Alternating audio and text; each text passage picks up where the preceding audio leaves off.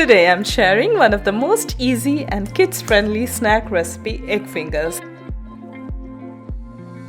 So let's move into making some lip-smacking egg fingers. In a large mixing bowl, break in 8 large eggs.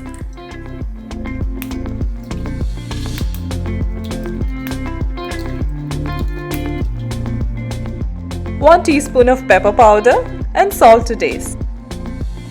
Whisk them all well until it's a smooth texture and the salt and pepper gets combined, and keep them aside.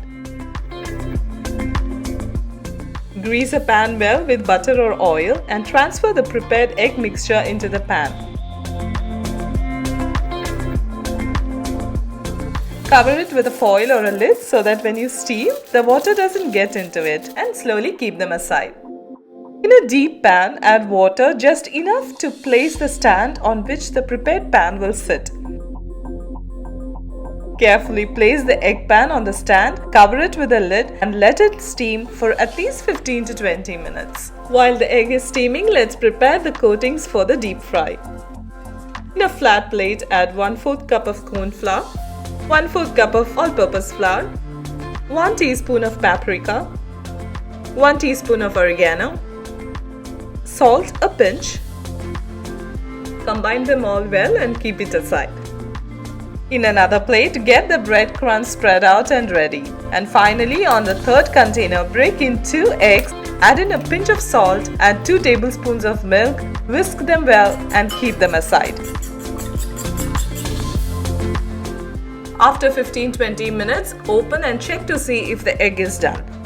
The egg looks cooked and firm. Slowly take the egg pan out. Run a knife around the cooked egg, cut it into long strands. Now divide these egg strands into 2, almost the size of your finger.